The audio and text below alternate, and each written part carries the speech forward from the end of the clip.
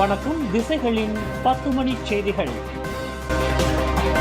ஜொஹோர் மாநில தேர்தல் நாளை 56 தொகுதிகளில் பல்முனை போட்டிக்கு களம் தயார். மலேசிய அரசியல் அரங்கில் பெரும் எதிர்பார்ப்பை ஏற்படுத்தியுள்ள ஜொஹோர் மாநில சட்டமன்ற தேர்தல் நாளை ஜூலை 11ஆம் தேதி சனிக்கிழமை விறுவிறுப்பாக நடைபெறவிருக்கிறது. இத்தேர்தலில் ஒட்டுமொத்தமுள்ள 56 சட்டமன்ற தொகுதிகளிலும் பக்கத்தான் ஹரப்பான், பரிசான் நேஷனல், பரிக்கத்தான் நேஷனல், மூடா, பெர்சமா மற்றும் PSM ஆகிய முக்கிய கட்சிகள் தங்களின் வேட்பாளர்களை களமிறக்கியுள்ளன. குறிப்பாக அனைத்து தொகுதிகளிலும் பரிசான் நேஷனலும் பக்கத்தான் ஹரப்பானும் மிகவும் வலிமை வாய்ந்த வேட்பாளர்களை நிறுத்தியுள்ளதால் தேர்தல் களம் கடுமையான பலப்பரீட்சையை எதிர்நோக்கியுள்ளது. நாளை காலை சரியாக 8 மணிக்கு தொடங்கும் வாக்களிப்பு மாலை 6 மணி வரை தடையின்றி நடைபெறவுள்ளது. வாக்களிப்பு நிறைவடைந்ததை தொடர்ந்து வாக்குகள் எண்ணப்பட்டு இத்தேர்தலின் முதலாவது அதிகாரப்பூர்வ முடிவு நாளை இரவு 9 மணியளவில் வெளியாகலாம் என்று தேர்தல் ஆணைய வட்டாரங்கள் எதிர்பார்க்கின்றன. ஜொஹோர் மாநிலத்தின் புதிய ஆட்சியை தீர்மானிக்கப் போகும் இந்த தேர்தல் நாட்டின் தற்போதைய அரசியல் திசையை அறியும் ஒரு முக்கிய அளவுகோலாக பார்க்கப்படுகிறது. பிரதமரும் மற்றும் பக்கத்தான் ஹரப்பான் தலைவருமான டத்தோஸ்ரீ அன்வார் இப்ராஹிம் தாம் ஊழல்வாதியோ அல்லது மக்களுக்கு உதவ தவறியவரோ அல்ல என்றும் ஜாசேகா கட்சியுடன் இணைந்து செயல்படுவதால் மட்டுமே தமக்கு எதிராக அரசியல் தாக்குதல்கள் நடத்தப்படுவதாக குற்றம் சாட்டியுள்ளார். ஜொஹோர் மாநில தேர்தலையொட்டி புக்கிட் கம்பீர் பகுதியில் நடைபெற்ற இறுதி வட்டார பிரச்சாரத்தில் பேசிய அன்வார் ஜாசேகா மலாய்க்காரர்களின் உரிமைகளை பறிப்பதாக கூறப்படும் குற்றச்சாட்டுகளை முற்றிலும் மறுத்தார். மேலும் முந்தைய பிரதமரின் ஆட்சி காலத்தில் ஏற்பட்ட 1MDB ஊழல் விவகாரத்தால் அரசாங்கம் வரும் 2039ஆம் ஆண்டு வரை 51.4 பில்லியன் ரிங்கெட் கடனை செலுத்த வேண்டிய கட்டாயத்தில் இருப்பதை அவர் சுட்டிக்காட்டினார். தவறு செய்தவர்கள் யார் என்பதை உணர்ந்து நாளை நடைபெறவுள்ள ஜொஹோர் தேர்தலில் இளம் வாக்காளர்கள் சிந்தித்து சரியான முடிவை எடுக்க வேண்டும் என்றும் அன்வார் உருக்கமாக கேட்டுக் கொண்டார். நாளை சனிக்கிழமை ஜொஹோர் மாநில தேர்தல் நடைபெறவுள்ள நிலையில் மாநிலத்தின் பல பகுதிகளில் இடி மின்னலுடன் கூடிய மழை பெய்யக்கூடும் என மலேசிய வானிலை ஆய்வு மையமான மெட் மலேசியா எச்சரித்துள்ளது. வானிலை அறிக்கையின்படி நாளை காலையில் ஜொஹோர் பாரு, பத்து பஹாட், கூலாய், மூவார், பொந்தியான் மற்றும் தங்கா ஆகிய 6 மாவட்டங்களில் மழை பெய்யும் என எதிர்பார்க்கப்படுகிறது. எனினும் மதியத்திற்கு பிறகு இப்பகுதிகளில் மழை இருக்காது. அதேவேளையில் குலுவாங், கொத்தத்திங்கி மற்றும் சிகாமட் ஆகிய பகுதிகளில் மதிய வேளையிலும் மெர்சிங்கில் இரவு வரையிலும் இடி மின்னலுடன் கூடிய மழை பெய்ய வாய்ப்புள்ளது. நாளை காலை 8 மணிக்கு தொடங்கும் இந்த தேர்தலில் சுமார் 70% வாக்காளர்கள் வாக்களிப்பார்கள் என தேர்தல் ஆணைய தலைவர் ரம்லான் ஹரூன் தெரிவித்துள்ளார். நாளை நடைபெறவிருக்கும் ஜொஹோர் மாநில தேர்தலில் பாலோ சட்டமன்ற தொகுதியில் ஜாசேகா சார்பில் பக்கத்தான் ஹரப்பான் வேட்பாளராக போட்டியிடும் டாக்டர் ரூபன் ஆறுமுகம் தமது இறுதிக்கட்ட தேர்தல் பிரச்சாரத்தில் தொகுதி மக்களுக்கு அதிரடி உறுதியளித்துள்ளார். தொகுதி மக்கள் தம்மை சட்டமன்ற உறுப்பினராக தேர்வு செய்தால் பாலோ மக்களின் சமூக நலன் சார்ந்த விவகாரங்களில் தமக்கு முதல் முன்னுரிமை இருக்கும் என்று டாக்டர் ரூபன் தெரிவித்துள்ளார். குறிப்பாக B40 குறைந்த வருமான பிரிவைச் சேர்ந்த குடும்பங்களின் SPM மற்றும் STPM மாணவர்களுக்கு இலவச டியூஷன் வகுப்புகள் ஏற்பாடு செய்யப்படும் என்றும் உள்ளூர் இளையோருக்கு புதிய வேலைவாய்ப்புகள் உருவாக்கப்படும் என்றும் அவர் உறுதியளித்தார். தேர்தல் வாக்குறுதிகள் அனைத்தையும் முழுமையாக நிறைவேற்ற தாம் தயாராக இருப்பதாக குறிப்பிட்ட டாக்டர் ரூபன் ஜொஹூரில் ஓர் ஊழலற்ற, நேர்மையான மற்றும் வெளிப்படையான ஆட்சி மலர்வதற்கு தமது பங்களிப்பு மிக வலுவாக இருக்கும் என்று ஆணித்தரமாக தெரிவித்துள்ளார். 2013 ஆரம்பிச்சது. அந்த டைம் நான் டெவலப்மெண்ட் ஹாஸ்பிட்டலில் வேலை செய்யும்போது வென்டிலேட்டர் பத்தாக்குறையினால நம்மளுக்கு இஷ்யூ வந்துருச்சு. ஸோ அதனால பேபியை காப்பாற்றுறது கொஞ்சம் இஷ்யூ ஆகிட்டு அப்போ பார்த்தீங்கன்னா நாட்டில் கரப்ஷன் ரொம்ப ஹையாக இருந்துச்சு. ஸோ அதனால அந்த கோபம், அந்த ஆதங்கம் தான் வந்துட்டு அரசியலுக்கு கூட்டிட்டு வந்தோம். பாலோ தொகுதியின் நீண்டகால பிரச்சினைகளுக்கு தீர்வு காணவும் அடிமட்ட மக்களின் குரலாக சட்டமன்றத்தில் ஒலிக்கவும் தமக்கு ஒரு வாய்ப்பு வழங்க வேண்டும் என டாக்டர் ரூபன் ஆறுமுகம் தொகுதி மக்களுக்கு உருக்கமான வேண்டுகோள் விடுத்துள்ளார். மலேசிய ஊழியர் சேமநிதி வாரியமான EPF நெகிழ்வுத்தன்மை கணக்கில் கடந்த அக்டோபர் மாத நிலவரப்படி சுமார் 47 லட்சம் உறுப்பினர்கள் 50 ரிங்கெட்டுக்கும் குறைவான தொகையையே வைப்புத் தொகையாக கொண்டுள்ளனர் என நிதி அமைச்சு தெரிவித்துள்ளது. குறைந்தபட்சம் 50 ரிங்கிட் இருந்தால் மட்டுமே பணம் எடுக்க முடியும் என்ற விதிமுறையால் இவர்களால் தங்களின் கணக்கிலிருந்து எந்தவொரு தொகையையும் திரும்பப் பெற முடியவில்லை.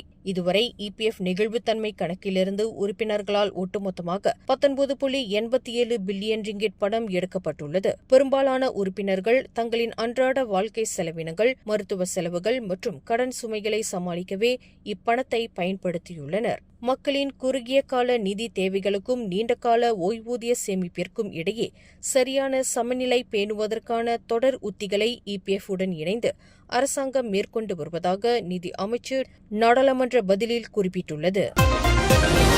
பர்கேசோ அமைப்பால் அமல்படுத்தப்பட்டுள்ள லிண்டோங் 24 ஜாம் பாதுகாப்பு திட்டத்தை எக்காரணத்தைக் கொண்டும் ரத்து செய்யவோ அல்லது பின்வாங்கவோ கூடாது என்று மலேசிய UNI தொழிலாளர் மையம் அரசாங்கத்தை வலியுறுத்தியுள்ளது. இதுகுறித்து அறிக்கை வெளியிட்டுள்ள அதன் தலைவர் டத்தோ முகமது ஷஃபி மமால், சமூக ஊடகங்களில் ஒரு சிலர் பரப்பும் தவறான விவாதங்களுக்கும் அழுத்தங்களுக்கும் அடிபணிந்து தொழிலாளர்களின் பாதுகாப்பில் அரசாங்கம் சமரசம் செய்து கொள்ளக்கூடாது என்று கேட்டுக் கொண்டார். முன்பெல்லாம் வேலை நேரம் தவிர்த்து மற்ற நேரங்களில் ஏற்படும் விபத்துகளுக்கு தொழிலாளர்களுக்கு இழப்பீடு கிடைப்பதில் பெரும் சிரமம் இருந்தது. ஆனால் இந்த 24 மணி நேர பாதுகாப்பு திட்டம் அந்த பெரிய இடைவெளியை குறைத்து தொழிலாளர்களின் குடும்பங்களுக்கு பொருளாதார பாதுகாப்பை உறுதி செய்துள்ளது என்று அவர் சுட்டிக்காட்டினார். நிறுவனங்கள் வழங்கும் குழு காப்புறுதிகள் வெறும் கூடுதல் சலுகை மட்டுமே என்றும் பர்கேசோவின் இந்த திட்டம் அனைத்து தொழிலாளர்களுக்குமான அடிப்படை உரிமை என்றும் குறிப்பிட்ட டத்தோ முகமது ஷஃபி, தொழிலாளர்களின் பாதுகாப்பு என்பது சமூக ஊடகங்களின் பிரதிபலத்திற்கான விஷயம் அல்ல, அது நாட்டின் கடமை என்று ஆணித்தரமாக கூறியுள்ளார். தீ வைப்பு மற்றும் சிவப்பு சாயம் ஊற்றி பொருட்களுக்கு சேதம் விளைவித்ததாக கணவன் மனைவி இருவரும் இன்று ஈப்போவில் உள்ள 3 வெவ்வேறு நீதிமன்றங்களில் குற்றம் சாட்டப்பட்டனர். கடந்த ஜூன் 4ஆம் தேதி தமன் துமரா பகுதியில் உள்ள ஒருவரது சொத்துக்கு சேதம் விளைவித்ததாக தொடரப்பட்ட புதிய வழக்கில் கணவன் தினகரன் தனது குற்றத்தை ஒப்புக்கொண்டார். ஈப்போ மஜிஸ்ட்ரேட் நீதிமன்றத்தில் நடைபெற்ற இவ்வழக்கில் தினகரனுக்கு 2500 ரிங்கிட் அபராதம் விதித்தது. இந்த அபராத தொகையை செலுத்த தவறினால் அவர் 7 மாதங்கள் சிறை தண்டனை அனுபவிக்க நேரிடும் என்று மஜிஸ்ட்ரேட் உத்தரவிட்டார். அதேவேளையில் இதே வழக்கில் கூட்டு சதிகாரராக குற்றம் சாட்டப்பட்டிருந்த அவரது மனைவி ரத்னேஸ்வரி தன் மீதான குற்றச்சாட்டை திட்டவட்டமாக மறுத்து விசாரணை கோரியுள்ளார். இதனையடுத்து ரத்னேஸ்வரிக்கு 1500 ரிங்கிட் ஜாமீன் வழங்கிய நீதிமன்றம் அவரது வழக்கின் அடுத்த கட்ட விசாரணையை வரும் ஆகஸ்ட் 19ஆம் தேதிக்கு ஒத்திவைத்து உத்தரவிட்டுள்ளது. மேலும் கடந்த ஜூன் 12ஆம் தேதி அதிகாலை 3:30 மணியளவில் மகிழம்பு பஸ்தாரி பகுதியில் உள்ள ஒரு வீட்டின் நுழைவாயிலுக்கு தீ வைத்து சேதப்படுத்தியதாக பிரிவு 435 கீழும் அவர்கள் மீது குற்றம் சுமத்தப்பட்டுள்ளது. பேரா மாநில அரசின் அங்கீகாரம் பெற்ற இந்திய கிராமங்களின் மேம்பாட்டிற்காக ஒதுக்கப்பட்ட 5 மில்லியன் ரிங்கிட் நிதி எவ்வாறு பயன்படுத்தப்பட்டுள்ளது என்பது குறித்த அதிகாரப்பூர்வ விவரங்களை மாநில ஆட்சிக்குழு உறுப்பினர் டத்தோ சிவனேசன் வெளியிட்டுள்ளார். அதன் அடிப்படையில் கம்போங் ஹென்ரா மற்றும் கம்போங் செங்காய் ஆகிய கிராமங்களுக்கு 4,30,000 ரிங்கிட்டும், கம்போங் கிண்டாவெளி 5 லட்சம் ரிங்கிட்டும், கம்போங் சுன்லி கிராமத்திற்கு 5,55,000 ரிங்கிட்டும் செலவிடப்பட்டுள்ளது. மேலும் கம்போங் சம்பந்தன் மற்றும் கம்போங் புண்டுட்டிற்கு மிக அதிகமாக 1.83 மில்லியன் ரிங்கிட்டும், கம்போங் காமாட்சி மற்றும் கம்போங் சுங்கை சுமுனிற்கு 4,85,000 ரிங்கிட்டும் மதிப்பிலான உள்கட்டமைப்பு பணிகள் வெற்றிகரமாக மேற்கொள்ளப்பட்டுள்ளன. வீடம்புத்துறை நகராமை கழக அமைச்சரிடம் பேசி நம்ம ஏறக்குறைய 4 மில்லியன் ரிங்கேட் இந்த 7 கம்பத்தையும் மேம்படுத்துவதற்கு அந்த கம்பத்து தலைவர்கள் மூலமாக பெற்று மேம்படுத்தப்பட்டது. அதில் பார்த்தோமா என்ட்ரா கம்போங் என்ட்ராவும் கம்போங் செங்காய்க்கும் கடந்த ஆண்டு 4,30,000 ரிங்கேட் செலவு பண்ணியிருக்கேன் மேம்பாட்டுக்கு. அதாவது சோலா போடுறது, சாலை, கால்வாய் இதற்கெல்லாம். அதே மாதிரி கிந்தா வட்டாரத்தில் கம்போங் கிந்தா வேலி 5 லட்சம் வெள்ளி செலவு பண்ணியிருக்கு. இதுதான் இந்த கம்பத்தில் முதல் முறையாக அரசாங்கம் செலவு பண்ண நிதி 5 லட்சம் ரிங்கேட்டு.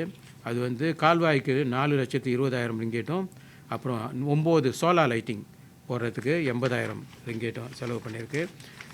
இந்த பணம் எல்லாம் பிஎல்பி மூலமாக, இது நகராமை கழகம் மூலமாக செலவு பண்ணப்பட்ட நிதி. இத்துடன் இந்த மேம்பாட்டு பணிகள் நின்றுவிடாது என குறிப்பிட்ட டத்தோ சிவனேசன், அடுத்த கட்டங்களில் கிராமங்களின் அடிப்படை வசதிகளை மேலும் விரிவுபடுத்தும் நோக்கில் புதிய சாலைகள், வடிகால் கால்வாய்கள், முறையான குடிநீர் விநியோகம் ஆகியவற்றுடன் உள்ளூர் மக்களின் பொருளாதாரத்தை உயர்த்த நவீன டிஜிட்டல் சந்தைப்படுத்துதல் திட்டங்களும் தடையின்றி செயல்படுத்தப்படும் என்று உறுதியளித்தார்.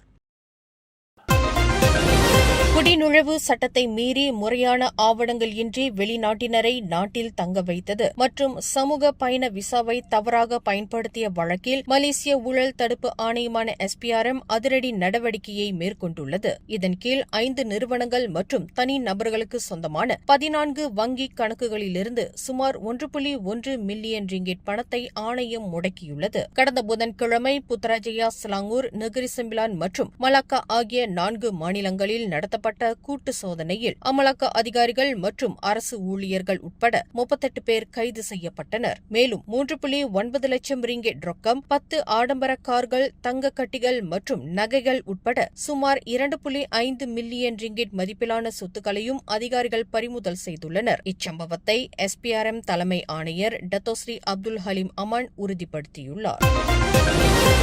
வருகின்ற ஞாயிற்றுக்கிழமை 12ஆம் தேதி காலை 7:30 மணி முதல் தொடங்கி மாலை 3:30 மணி வரையில் மலேசிய சிவனடியார் திருச்சபை, மலேசிய நால்வர் மன்றம், ஜோஹர் மாநில நால்வர் மன்றம் மற்றும் அருள்மிகு அமுத ஈஸ்வரர் ஆலயம் கொத்தாத்தங்கி ஜோஹர் என்ற திருக்கோயிலும் இணைந்து நமது திருமுறைகளில் ஒன்றான திருவாசகத்தை முழுதுமாக ஓதுவதற்கு ஏற்பாடு செய்துள்ளார்கள். நமது சமய குரவர்களில் ஒருவரான மாணிக்கவாசக பெருமான் பாட இறைவன் கைப்பட எழுதப்பட்ட 658 பாடல்களை கொண்ட திருவாசகம் எனும் ஞான பணுவலை நாம் அனைவரும் ஒன்று சேர்ந்து ஓதுவதற்கு ஒரு வாய்ப்பு வழங்கப்படுகின்றது. மாநில அளவிலான 6வது திருவாசக முற்றோதல் ஜோஹர் மாநிலத்தில் கொத்தாத்திங்கி வட்டாரத்தில் ஏற்பாடு செய்யப்படுகிறது. ஆதலால் சுற்றுவட்டார பொதுமக்கள், அடியார்கள், பக்தர்கள் அனைவரும் இந்த அரிய வாய்ப்பினை நழுவ விடாது அனைவரும் இறைவனின் திருவருளையும் குருவருளையும் பெறுமாறு அன்புடன் ஏற்பாட்டுக் குழுவின் சார்பில் கேட்டுக் கொள்ளப்படுகிறது. இந்நிகழ்வில் காலை சிற்றுண்டி, மதிய உணவு மற்றும் தேநீர் வழங்கப்படும். இத்திருவாசக முற்றோதல் நிகழ்ச்சி தொடர்பான தகவல்களை தெரிந்து கொள்வதற்காக திரையில் கொடுக்கப்பட்டுள்ள அலைபேசி எண்ணில் தொடர்பு கொள்ளலாம். பட்டாலிங் ஜயா சன்வே மந்தாரியில் உள்ள ஹோட்டல் ஒன்றில் கடந்த புதன்கிழமை நபர் ஒருவர் சடலமாக கண்டெடுக்கப்பட்ட கொலை சம்பவம் தொடர்பாக 2 சந்தேக நபர்களை போலீசார் கைது செய்துள்ளனர். அன்றிரவு 11:25 மணியளவில் கிடைத்த புகாரைத் தொடர்ந்து சம்பவ இடத்திற்கு சென்ற போலீசார் உடலில் காயங்களுடன் இறந்து கிடந்த 30 வயது மதிக்கத்தக்க அந்த நபரின் உடலை மீட்டனர். உடற்கூராய்வு முடிவில் உடலில் பலத்த ஆயுதங்களால் தாக்கப்பட்டதால் ஏற்பட்ட கடுமையான காயங்கள் காரணமாகவே அவர் உயிரிழந்தார் என்பது உறுதியாகியுள்ளது. கைது செய்யப்பட்டுள்ள 20 மற்றும் 30 வயதுடைய 2 சந்தேக நபர்களும் ஏற்கனவே குற்றப் பின்னணி கொண்டவர்கள் என்றும் அவர்கள் இவரும் ஜூலை 16ஆம் தேதி வரை 7 நாட்கள் தடுப்பு காவலில் வைக்கப்பட்டுள்ளனர் என்றும் மாவட்ட போலீஸ் தலைவர் ஷம்சுதீன் மாமட் தெரிவித்துள்ளார். இக்கொலையின் பின்னணியில் உள்ள மற்ற நபர்களை போலீசார் தீவிரமாக தேடி வருகின்றனர். அடுத்த ஆண்டு தொடக்கத்தில் மலேசியாவை பாதிக்கக்கூடும் என எதிர்பார்க்கப்படும் சூப்பர் எல்னினோ வறட்சி பேரிடரை எதிர்கொள்ளும் வகையில் நாடு தழுவிய அளவில் 667 சொத்துக்களை தீயணைப்பு மற்றும் மீட்புத்துறை தயார் நிலையில் நிறுத்தியுள்ளது. தீயணைப்புத்துறையின் தலைமை இயக்குநர் டத்தோஸ்ரீ நூர் இஷா முகமட் இதனை தெரிவித்துள்ளார். குறிப்பாக தீபகற்ப மலேசியாவின் வட மாநிலங்களான பெர்லிஸ், கிடா மற்றும் சபாவின் கிழக்கு கடற்கரை பகுதிகள் அதிக ஆபத்துள்ள இடங்களாக கண்டறியப்பட்டு அங்கு கூடுதல் ஆயத்த சாதனங்கள் நிலைநிறுத்தப்பட்டுள்ளன. ஜனவரி முதல் ஏப்ரல் வரையிலான காலகட்டத்தில் இந்த வறட்சியின் தாக்கம் மிக அதிகமாக இருக்கும் என்றும் இதனால் ஏற்படும் புதர் மற்றும் வைக்கோல் தீ விபத்துகளை தடுக்க தேவையான அனைத்து முன்னெச்சரிக்கை நடவடிக்கைகளும் தீவிரமாக முடுக்கிவிடப்பட்டுள்ளன என்றும் அவர் குறிப்பிட்டுள்ளார். கிரீஸிலிருந்து ஜெர்மனி நோக்கி சென்று கொண்டிருந்த ரயான் ஏர் விமானத்தின் ஜன்னல் கதவு நடுவானில் திடீரென கழன்று விழுந்ததில் செர்பியாவைச் சேர்ந்த பயணி ஒருவர் விமானத்திற்கு வெளியே இழுக்கப்பட்டு நூல் இழையில் உயிர் தப்பியுள்ளார். மாசிடோனியா வான்பரப்பில் பறந்து கொண்டிருந்தபோது என்ஜினில் இருந்து கழன்ற ஒரு இரும்பு துண்டு ஜன்னல் மீது மோதியதால் இந்த விபத்து ஏற்பட்டுள்ளது. விமானத்தில் திடீர் காற்றழுத்த தாழ்வு ஏற்பட்டு முகமூடிகள் கீழே இறங்கிய வேளையில் அந்த பயணியின் தலை மற்றும் தோள்பட்டை பகுதி ஜன்னலுக்கு வெளியே சென்றுள்ளது. நல்ல வேளையாக அவர் இருக்கைவார் அணிந்திருந்ததாலும் சக பயணிகள் அவரை உடனடியாக பிடித்து உள்ளே இழுத்ததாலும் பெரும் ஆபத்து தவிர்க்கப்பட்டது. இச்சம்பவத்தை தொடர்ந்து விமானம் கிரீஸின் தெசலோனிக்கி நகருக்கு பத்திரமாக திருப்பிவிடப்பட்டது. காயமடைந்த பயணி தற்போது மருத்துவமனையில் சிகிச்சை பெற்று வருகிறார். மேலும் செய்திகளை தெரிந்து கொள்ள கீழே இருக்கும் பெல் பட்டனை அழுத்துங்கள். உங்கள் மகிழ்ச்சியை வெளிப்படுத்த லைக் மற்றும் ஷேர் செய்யுங்கள். தொடர்ந்து திசைகளோடு இணைந்திருக்க சப்ஸ்கிரைப் செய்யுங்கள்.